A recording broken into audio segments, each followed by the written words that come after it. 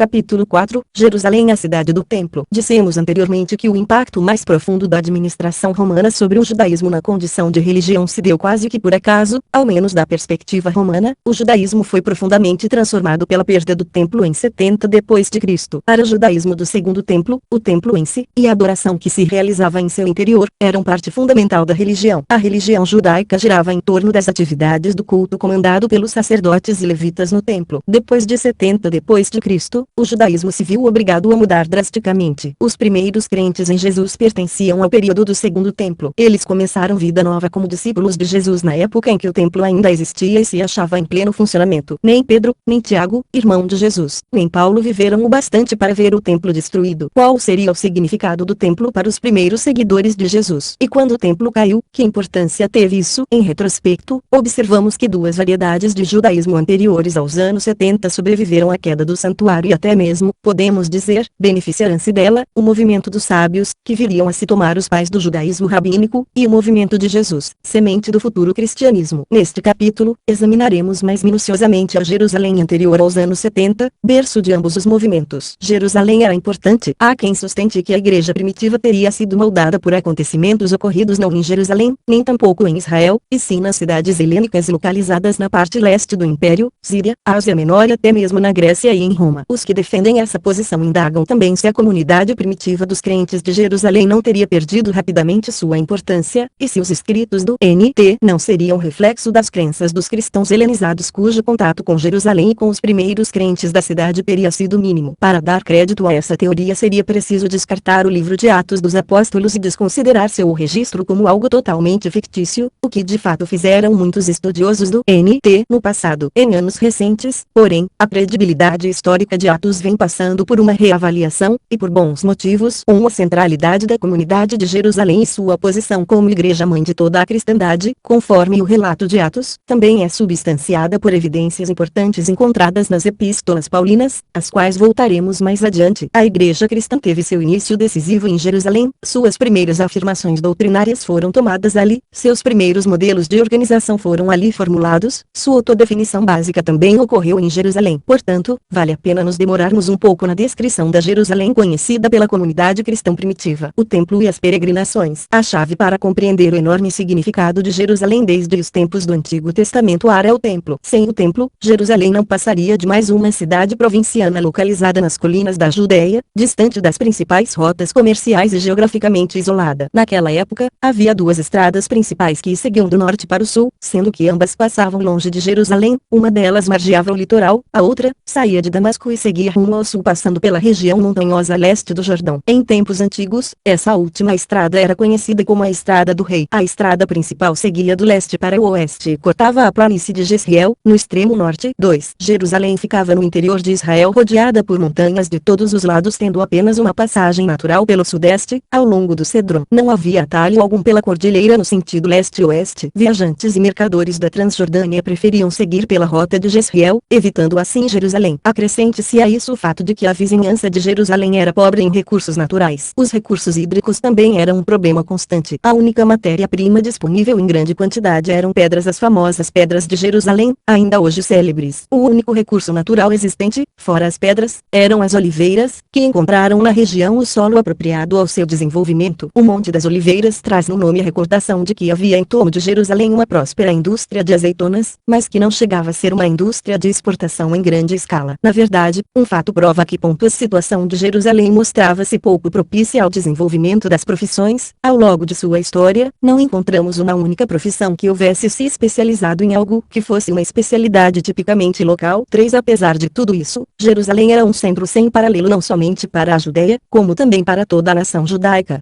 quer em Israel quer na diáspora. E não só os judeus reconheciam a importância de Jerusalém. Plínio, o Velho, escritor gentio romano, observa que Jerusalém era de longe a cidade mais afamada, não somente da Judéia, mas também de todo o Oriente. História Natural 5:14. Existe apenas uma única explicação para isso, o templo e as peregrinações. 4. 3 vezes por ano todos os homens devem comparecer diante do Senhor, o soberano. Ex 23:17. Esse mandamento da Torá de visitar Jerusalém durante as 3 festas Pesach, Páscoa, Shavuot, festa das semanas, e Sukkot, festa das tendas, é da máxima importância para se compreender a vida em Jerusalém durante o período do Segundo Templo. Esse mandamento não exigia de cada homem que fizesse a peregrinação 3 vezes ao ano. A maioria dos judeus não poderia cumprir tal exigência, uma vez que a peregrinação implicava um grande dispêndio de tempo e de dinheiro, sobretudo para os que viviam na distante diáspora. O mandamento era considerado parte de um grupo conhecido por mandamentos ilimitados, isto é, mandamentos que encorajavam a execução de certas ações tantas vezes quanto fosse possível cumpri-las. Para as pessoas que viviam em Jerusalém, ou nas imediações, era possível participar de todas as festas, mas seria dispendioso fazê-lo no caso dos que viviam em outras regiões de Israel. Normalmente, os judeus devotos faziam a peregrinação a Jerusalém uma vez por ano como os pais de Jesus. LC 2:41 ou menos. Entre os judeus da diáspora, a frequência era sem dúvida bem menor, talvez uma única vez em toda a vida, dependendo da observância religiosa do indivíduo, da distância a ser percorrida e dos recursos pessoais. Uma estimativa possivelmente muito generosa corrente no meio acadêmico estima que a população dentro e fora da terra de Israel nos primeiros séculos da era cristã era de cerca de 2,5 milhões, além de aproximadamente 1 milhão de não-judeus. Na dispersão, essa cifra seria de mais ou menos 5 milhões. 5 A proporção aqui é mais significativa do que os números absolutos.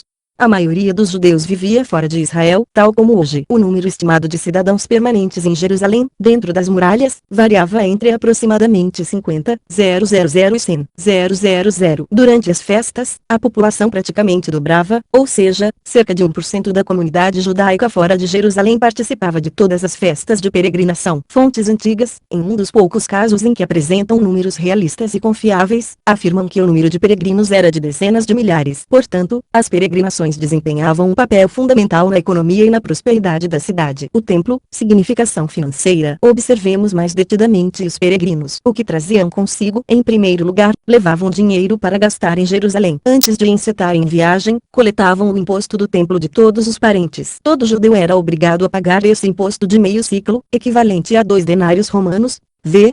ME 17, 24, 27, uma vez por ano. Esse meio ciclo era entregue ao tesouro do templo, em Jerusalém, e ajudava, por exemplo, nas despesas com as ofertas feitas por toda a comunidade israelita de manhã e à noite, o que se chamava de oferta queimada contínua. O imposto era mais do que suficiente para cobrir as despesas, resultando em um imenso acúmulo de capital no tesouro do templo. Indivíduos piedosos depositavam regularmente seus recursos particulares nesse tesouro, aumentando ainda mais o capital acumulado. O templo funcionava, portanto, como um banco para depósitos. As câmaras do tesouro eram consideradas o lugar mais seguro para guardar as grandes fortunas. Contudo, o significado financeiro do templo não se limitava a isso. Os peregrinos também traziam dinheiro para pagar pelos sacrifícios obrigatórios de animais, pela comida e pelo vinho. O serviço sacrificial do templo gerava uma atividade financeira intensa em torno da cidade, criação de animais e plantio de grãos na área rural. Na cidade, florescia o comércio dos padeiros, açougueiros e vendedores de vinho, bem como o câmbio de moedas, indispensável para os peregrinos que não podiam pagar por suas ofertas no templo ou pelo imposto ali cobrado com o dinheiro que traziam de fora, mas tão somente com a moeda estável cunhada.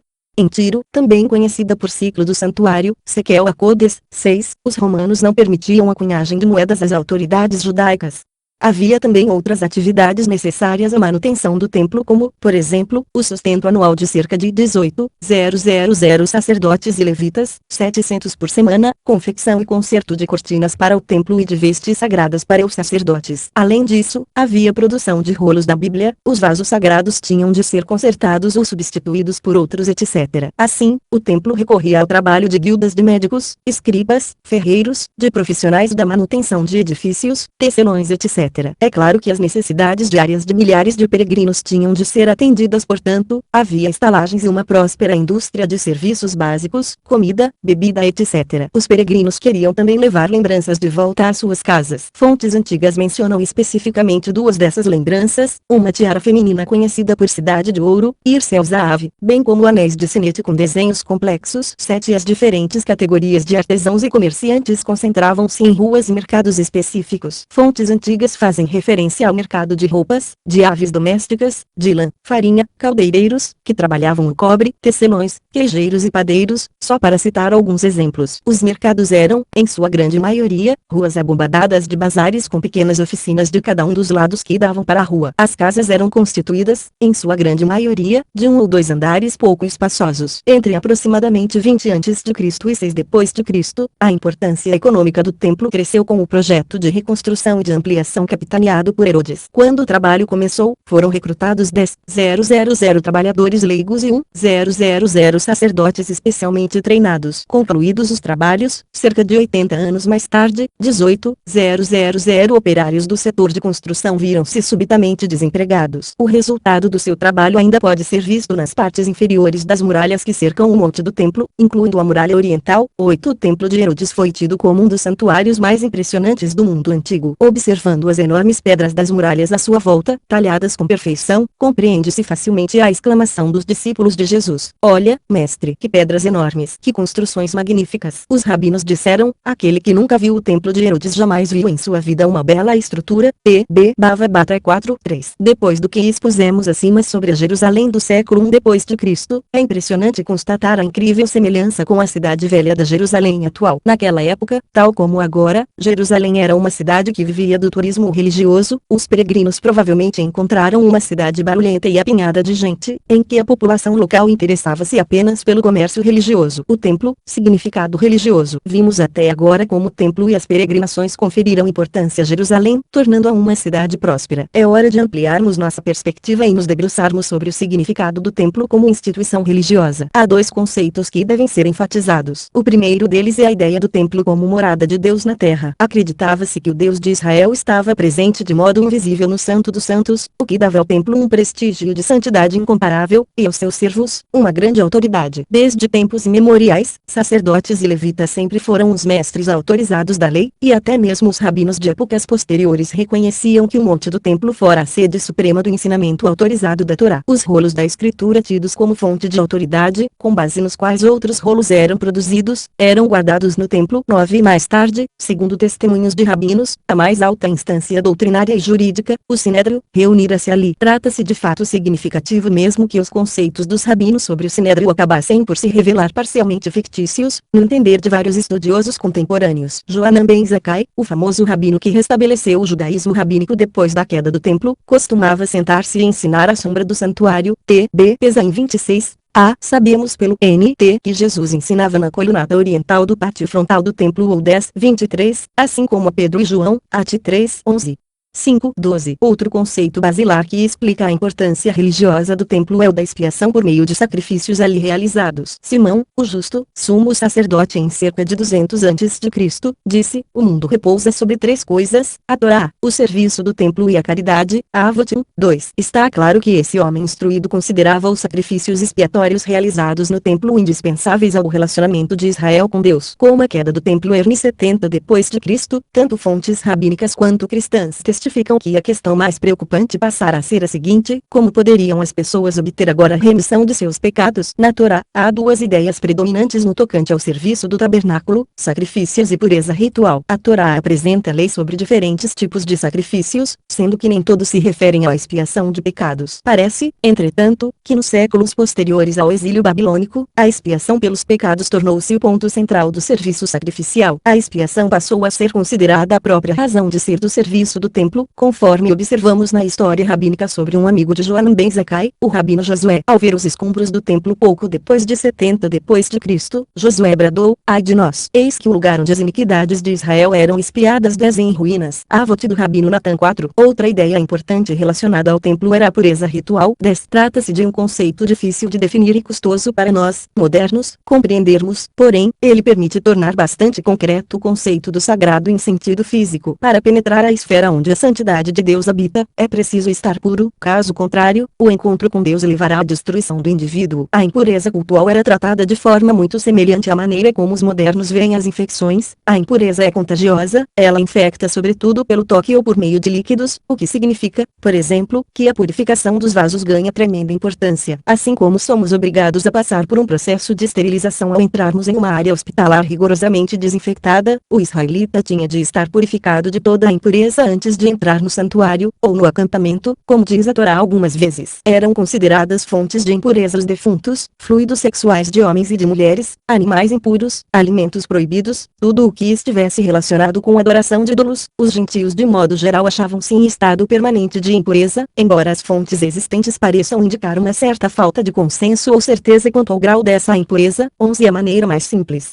e objetiva de compreender esse sistema de mandamentos da Torá seria imaginar que os sacerdotes encarregados do serviço do templo deveriam estar em estado permanente de pureza, ao passo que os israelitas leigos ver-se-iam na obrigação de se purificar todas as vezes que entrassem no santuário. Esse parece ter sido o entendimento da maioria no período final do segundo templo, e provavelmente dos sacerdotes também. Seria isso, porém, suficiente, ou a Torá de fato pretendia que todo Israel estivesse permanentemente no acampamento onde quer que fosse instalado? Os leigos deveriam seguir os mesmos regulamentos impostos aos sacerdotes. Esse, tudo indica, viria a ser o programa dos fariseus. Trataremos desse assunto mais detalhadamente no próximo capítulo. Por enquanto, basta ressaltar, a exemplo do que faz Cohen, que todos os três partidos principais em atividade no período final do segundo templo, saduceus, fariseus e essênios, definiam-se de uma forma ou de outra por meio de sua relação com o templo, com o serviço ali prestado e com o ambiente de pureza demarcado pela área do templo. Suas atitudes diferiam enormemente, porém o templo era essencial para sua autocompreensão,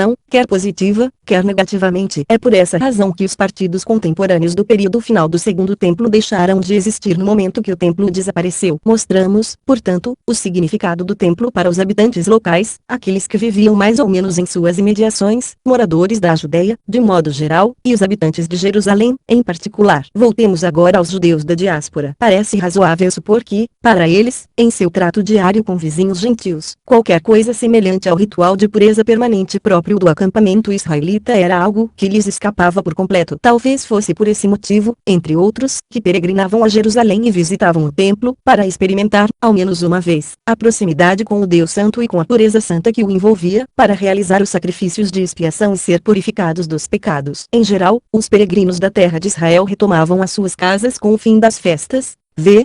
LC 2:43. Contudo, os peregrinos que vinham da distante diáspora naturalmente procuravam tirar o máximo possível de sua jornada dispendiosa e incômoda. Podemos supor com segurança que prolongavam sua estada na cidade durante semanas, ou mesmo meses, participando assim de mais de uma festividade. De caso pensado ou não, o certo é que alguns peregrinos instalaram-se em Jerusalém com planos de permanecer na cidade. Dentre esses, alguns idosos optavam por ficar na cidade para ali morrer e ser enterrados. A literatura rabínica faz referência à sinagoga de judeus de Alexandria Tarso, e em Atos 6:9 lemos sobre a sinagoga dos libertos, dos judeus de Cirene e de Alexandria, bem como das províncias da Cilícia e da Ásia. Ruínas de uma sinagoga construída por esses judeus piedosos da diáspora e para seu próprio uso foram localizadas em 1913 durante uma escavação chefiada por R. Weil na cordilheira do Ofel, ao sul do Monte do Templo. Weil encontrou uma inscrição grega com os seguintes dizeres: Teodotos, filho de Vetenus, sacerdote e arquissinagogo, filho de arquissinagogo e neto de arquissinagogo, restaurou esta sinagoga para a leitura da Torá e o estudo dos mandamentos, bem como a hospedaria e as salas de banhos rituais para os viajantes cansados de terras estrangeiras. Os alicerces da sinagoga foram lançados por seus pais, pelos anciãos e por Simônides. Dificilmente uma sinagoga seria restaurada em Jerusalém depois da Guerra de Bar Kokhba, 132-135 depois de Cristo. Isto significa que a restauração teria de acontecer antes de 135 depois de Cristo, e uma vez que a sinagoga fora fundada por seu avô ou mesmo por alguém antes dele, certamente já existia no século E depois de Cristo, possivelmente no final do século I antes de Cristo. Vetenus é um nome latino e é possível que a família de Teodotos fosse constituída de judeus emigrados de Jerusalém para Roma. Alguns estudiosos defendem que se tratava de ex-escravos que haviam fixado residência em Jerusalém depois de conquistar a liberdade. Se for esse o caso, pode ser essa sinagoga dos libertos mencionada em Atos. Contudo, a falta de razões físicas apresentadas não nos permite supor que se trate de algo além de uma mera hipótese atraente. 12 Essa inscrição, a sinagoga e as pessoas às quais ela menciona abrem uma janela para a piedade e para a mentalidade dos judeus da diáspora em Jerusalém. A sinagoga fora construída e mantida por uma família de judeus da diáspora de ascendência sacerdotal que emigrara para Jerusalém. Sua construção tivera como objetivo atender às necessidades dos peregrinos. Observamos o motivo do deslocamento dos peregrinos, para a leitura da Torá e o estudo dos mandamentos, e ainda, é importante não esquecer, para serem purificados tornando-se dignos de entrarem no santuário, daí a razão de ser dos banhos rituais da sinagoga. Construída realmente à sombra do santuário, aos pés da escadaria das portas de Udá, a localização talvez tivesse igual significado simbólico. Depois de destacar a centralidade do templo para todos os grupos existentes no judaísmo anterior ao ano 70, é hora de examinar mais detidamente um grupo de pessoas cujo papel e importância dependiam diretamente do templo, os sacerdotes e os levitas. Os sumos sacerdotes, sacerdotes e levitas. Em primeiro lugar, é preciso ter em mente que estamos lidando com três grupos distintos que podem ser representados representados por 3 círculos concêntricos. No primeiro deles, de dentro para fora, encontramos o sumo sacerdote, antigos sumos sacerdotes e outros funcionários do primeiro escalão do templo. Desses, Joaquim Jeremias compilou a seguinte lista com base em fontes rabínicas: capitão do templo, Sagão ou Nágide, 13 tinha uma posição hierárquica próxima do sumo sacerdote e podia entrar no templo para realizar suas funções, se necessário. Diretor da seção hebdomadária dos sacerdotes ordinários, Rosa Mismar. Chefe da seção cotidiana, Rosbeis Avenida. Os 7 vigilantes do templo, Amar Kalim. 3 ou mais tesoureiros do templo, Gisbarim. São esses os sumos sacerdotes, um grupo relativamente limitado de cerca de 15 a 20 pessoas. O ofício de sumo sacerdote era hereditário, e assim permanecera desde os dias de Zadok, sacerdote de Davi que ungira Salomão. 1 RS 1:38-40. Havia uma crença generalizada no período helenístico, não se sabe até que ponto seria verdadeira ou não, de que os sucessivos sumos sacerdotes constituíam descendência direta e ininterrupta de Zadok. Não havia outro caminho legítimo para o sumo sacerdócio. Todavia, nos anos turbulentos da reforma helenística em Jerusalém, diferentes ramos do clã Zadokita foram totalmente neutralizados ao se lhes atribuírem a chancela de helenizantes, e os asmoneus, que não Zadokitas, viram nisso uma oportunidade que lhes permitiu instalar Jonatas, irmão de Judas Macabeu, no cargo de sumo sacerdote em 152 a.C. Depois dele, seu irmão Simão e seus descendentes foram todos sumos sacerdotes, e nessa capacidade atuaram como líderes supremos do Estado judeu autônomo até a conquista romana, em 63 a.C. Pouco tempo depois, Herodes, o Grande, começaria a prática de investir e depor sumos sacerdotes a seu bel prazer, Zadokitas ou não, no que foi seguido pelos romanos depois de sua morte até a Primeira Guerra Judaica, em 66-70 d.C., que assinalaria o término do ofício de sumo sacerdote. Nós, modernos, ao tomarmos conhecimento dessa triste linhagem de sumos sacerdotes ilegítimos indicados mediante critérios políticos, somos levados a pensar que o ofício teria ficado irremediavelmente comprometido e destituído de autoridade e de significado religioso no decorrer de seus últimos 100 anos de funcionamento. Não há dúvida de que muitos judeus piedosos daquela época sentiam-se angustiados com esse estado de coisas, mas não devemos concluir disso que o ofício e o serviço do sumo sacerdote não eram merecedores de respeito e reverência. Afinal de contas, ele ainda era o único homem a entrar no Santo dos Santos uma vez por ano e ali fazer a expiação por seus próprios pecados e pelos pecados do povo. A importância do sumo sacerdote dependia mais do seu ofício e do seu serviço do que de suas qualidades pessoais ou da falta delas. Podemos observar isso em mais de um lugar do N.T. O autor do Evangelho de João certamente não era um admirador do sumo sacerdote Caifás, e motivos para isso não lhe faltavam, porém, em João 11:49-50, ele atribui a Caifás uma profecia verdadeira não porque era Caifás, e sim porque ele era sumo sacerdote naquele ano. O dom profético era parte do ofício, e não do homem. Em Atos 23:1-5, lemos a respeito de Paulo diante do Sinédrio e do discurso duro que fez Ananias, sem se dar conta de que se dirigia naquele momento ao sumo sacerdote. Ao ser informado do fato, o apóstolo se desculpou imediatamente por ter insultado um líder do povo de Deus. Mesmo quando o sumo sacerdócio era ocupado por pessoas indignas, apontadas para o cargo por meios igualmente indignos, ainda assim o sumo sacerdócio era válido, e a seu ocupante a Torá conferia uma posição única de mediador entre Deus e seu povo. Os católicos entendem isso mais facilmente do que outros cristãos modernos. O Papa é o Papa. O segundo círculo é formado por um grupo maior de sacerdotes comuns. Se o sumo sacerdote eram, e os sumos sacerdotes, poucos, os sacerdotes eram muitos. Seu cargo era hereditário, assim como o do sumo sacerdote e dos levitas. O indivíduo tornava-se sacerdote por ocasião do seu nascimento, e não por uma vocação pessoal, nem tampouco por ordenação. Os sacerdotes comuns viviam espalhados pelo país e só se dirigiam ao templo para oficiar o culto a cada 24 semanas, no turno de sua divisão, V1 CR 24:19. O número de sacerdotes era considerável. Joaquim Jeremias calcula que 56 sacerdotes oficiavam no templo diariamente, sendo que, aos sábados, eram necessários mais 28 deles. Cada sacerdote desempenhava suas obrigações durante um dia apenas no decorrer da semana de sua divisão, portanto cada uma das 24 divisões deveria ter 300 sacerdotes, totalizando assim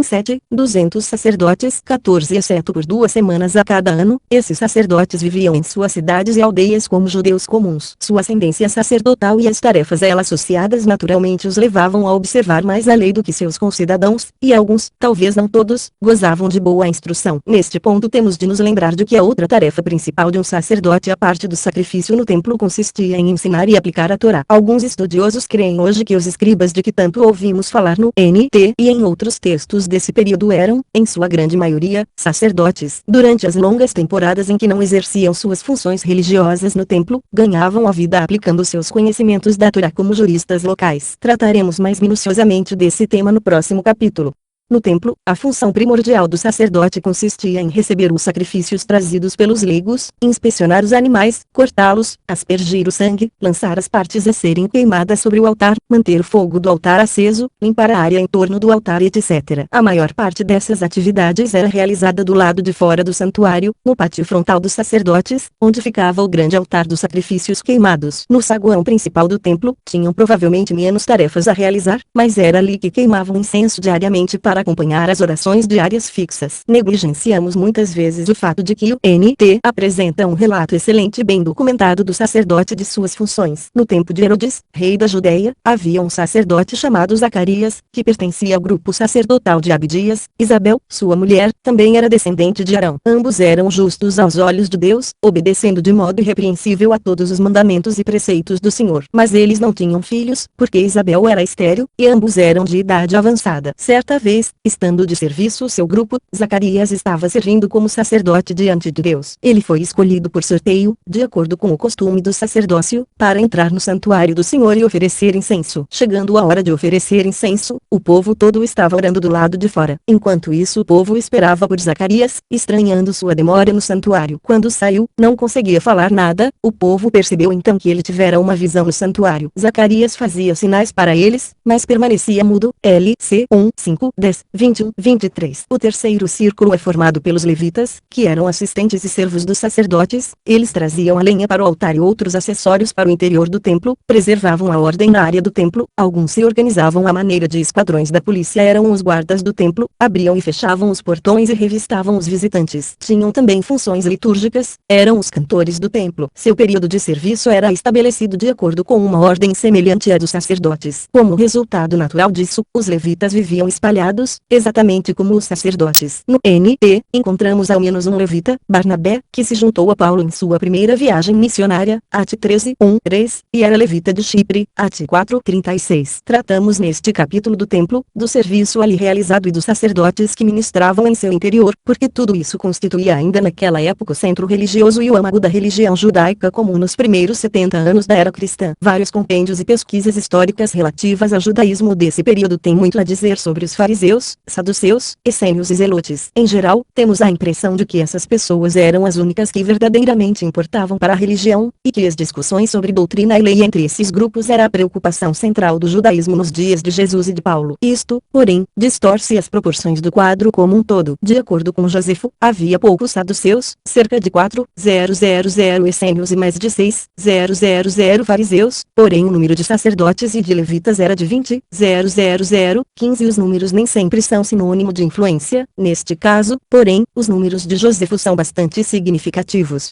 Tanto mais que o próprio Josefo, em mais de uma ocasião, atribui uma grande influência ao sacerdócio. Josefo devia saber do que falava, afinal ele também era sacerdote. Sobre o templo, tratamos neste capítulo de coisas que em breve desapareceriam. Em 70 depois de Cristo, os judeus perderam o templo, e com o templo, o serviço do sumo sacerdote, dos sacerdotes e dos levitas desapareceu, e jamais foi retomado. Em 135 depois de Cristo, o povo judeu perdeu Jerusalém. No entanto, nenhuma dessas coisas desapareceu de fato. Jerusalém não era, a exemplo de Corinto, uma cidade grande com inúmeros pequenos templos espalhados aqui e ali. Não era tanto uma cidade onde havia um templo, e sim um templo rodeado por uma pequena cidade. Wright, The New Testament, página 225. Nesse templo, a santidade e a pureza eram garantidas por meio de sacrifícios expiatórios por todo Israel. Pertenciam a esse contexto conceitos como de expiação, purificação pelo sangue, cordeiros sacrificiais, um povo santo, um povo santificado, um povo limpo de seus pecados, um povo purificado, um sacerdócio real, uma nova Jerusalém. Ao ler os escritos do NT, observamos por toda parte a presença dessa terminologia ligada ao templo. No âmago da exposição de Paulo sobre a justificação pela fé em Cristo, RM 1:5, nos vemos de repente em meio ao santo dos santos do templo, como os olhos fixos na arca da aliança, a caporete sobre a qual o sumo sacerdote aspergia o sangue expiatório no dia da expiação. Não há distinção entre judeus e gentios, pois todos pecaram e estão destituídos da glória de Deus,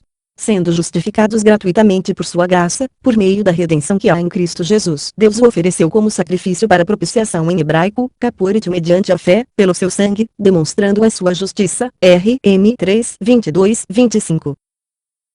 O canal Livro Falado tem o propósito de oferecer boa literatura em forma de áudio aos deficientes visuais. Ajude este projeto se inscrevendo no canal, curtindo o vídeo e compartilhando com os seus amigos. Caso esteja gostando do livro, você pode adquiri-lo pelo link na descrição. Comprando pelo nosso link você ajuda o canal com uma pequena comissão sem que nada seja acrescentado ao valor da sua compra. Muito obrigado e nos vemos no próximo capítulo.